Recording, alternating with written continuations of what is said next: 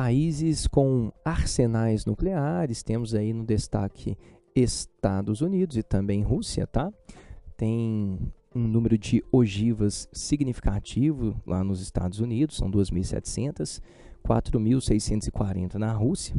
Depois nós temos os gastos militares anuais, o gasto militar estadunidense é gigantesco, e se é signatário ou não, né, do Tratado de Não Proliferação Nuclear, o TNP.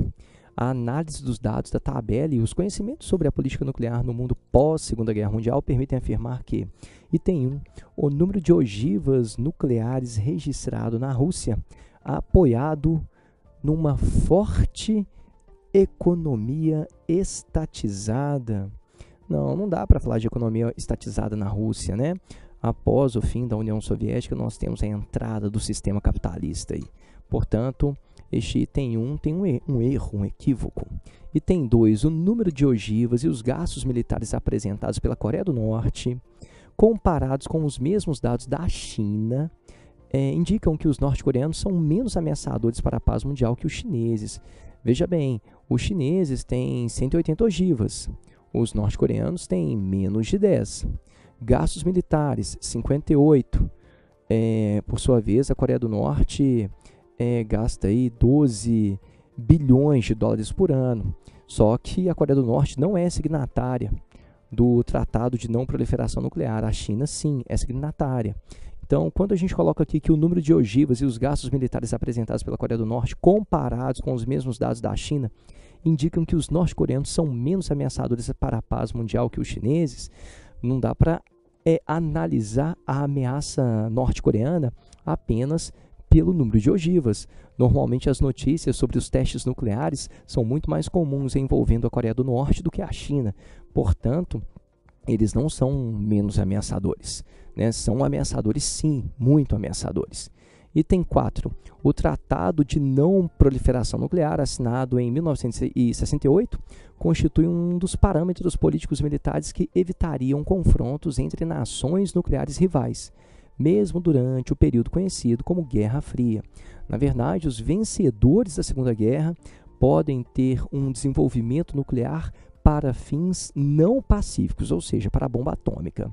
Quem faz parte desse tratado, não sendo lá os vencedores da Segunda Guerra, não pode desenvolver material com finalidade de bomba atômica. Na verdade, você pode enriquecer urânio, mas para produzir energia nuclear ou para o tratamento médico, no caso, para a medicina.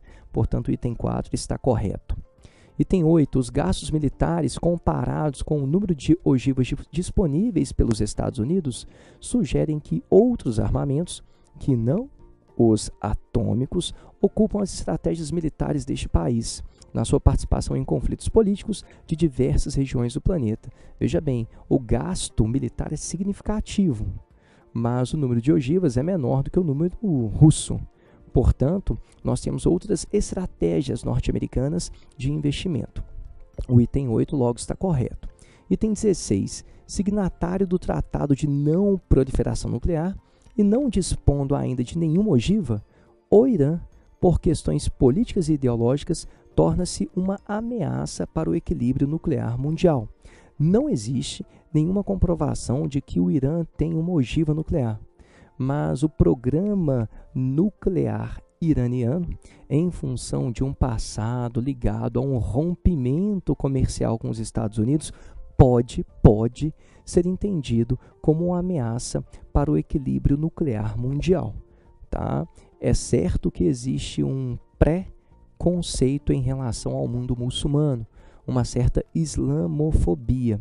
E à medida que o Irã, um país muçulmano, investe em um programa nuclear, o mundo, de certa forma, fica de olho, porque o pré-conceito existe em relação, como já falei, às questões muçulmanas. Próximo item, 32. Índia e Paquistão, embora dispondo conjuntamente de um número menor de ogivas e de menor volume de gastos militares por questões políticas e culturais, tornam-se mais vulneráveis a um conflito armado atômico que países europeus, outros países asiáticos e os Estados Unidos, como está demonstrado na tabela. Existe uma instabilidade, né, entre Índia e Paquistão tem uma regiãozinha no norte da Índia chamada Caxemira, que quer se desanexar da própria Índia e se anexar ao Paquistão e recebe apoio paquistanês para isso. Portanto, nessa região, só lembrando, nós temos aí uma população predominantemente muçulmana, não somente muçulmanos. O Paquistão também é muçulmano. Daí a tentativa dessa porção, que, repito, o nome é Caxemira, né? Essa região tenta se desanexar do restante da Índia, um país de maioria hindu, para se anexar ao Paquistão. É um conflito relativamente simples, no entanto, tanto a Índia quanto o Paquistão são detentores de bombas atômicas, por isso que existe um risco, sim, de uma guerra nuclear envolvendo os dois países. A soma, como este item está correto, dará 60.